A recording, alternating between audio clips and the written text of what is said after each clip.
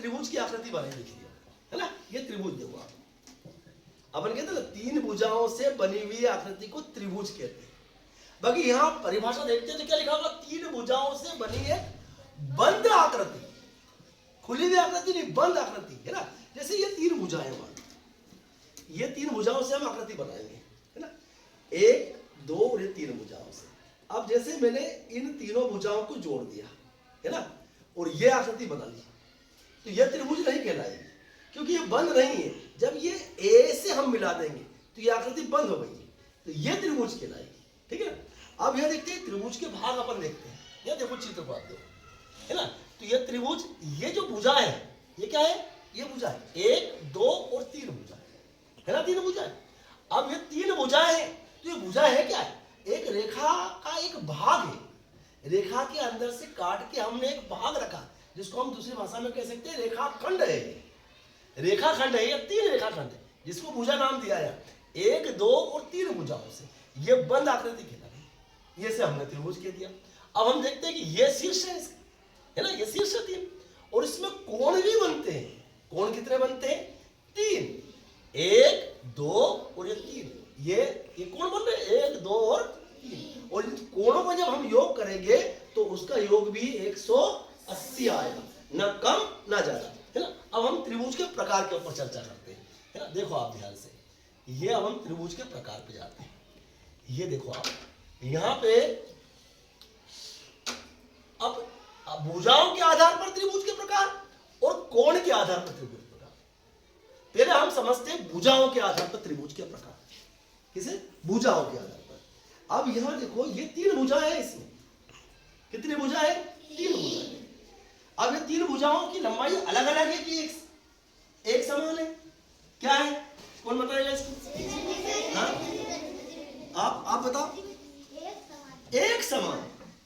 जब तीनों भुजाओं की लंबाई एक समान, बैठ जाओ, तीनों भुजाओं की लंबाई एक समान है ना, एक समान।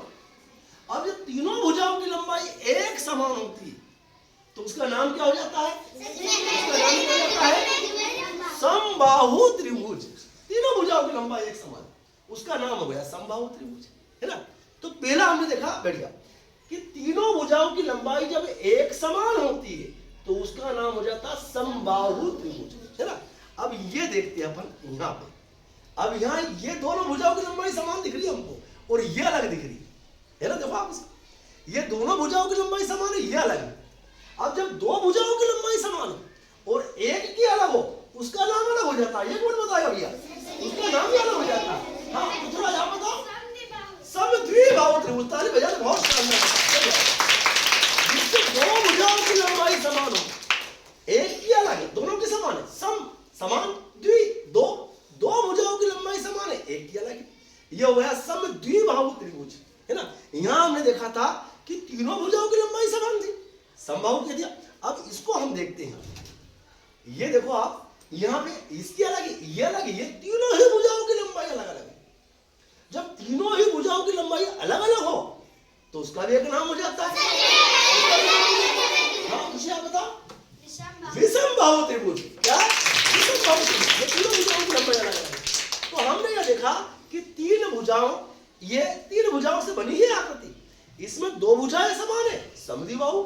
इसमें तीनों भुजाएं समान है, समबाहु। इसमें तीनों ही भुजाएं अलग अलग है, विषमबाहु। ऐसे हम यदि इनको, ये हमारे जो त्रिभुज है, बंद आकृति है ये।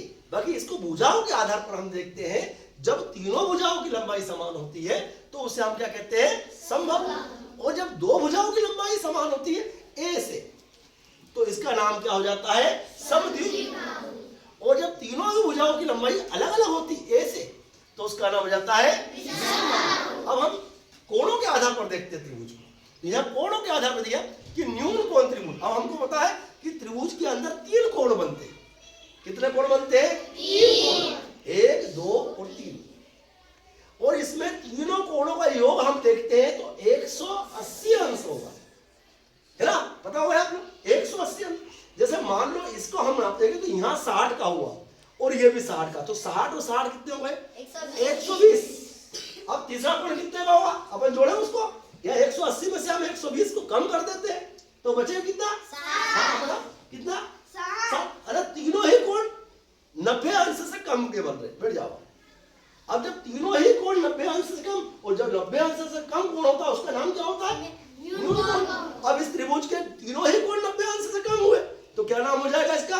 न्यून कोण त्रिभुज, है ना। पहला न्यून कोण त्रिभुज। अब यदि मान लो अपन देखते हैं कि तीन कोण में से एक कोण कैसा बन गया? ऐसा बन गया, समकोण 90 अंश का बन गया, एक कोण 90 अंश का बन गया। तीन कोण देखे और हमने एक कोण 90 अंश का बन गया तो इसका नाम क्या हो जाएगा? समकोण त्रिभुज, है ना। और यदि एक कोण भी अधिक कोण बन गया, क्या बन गया?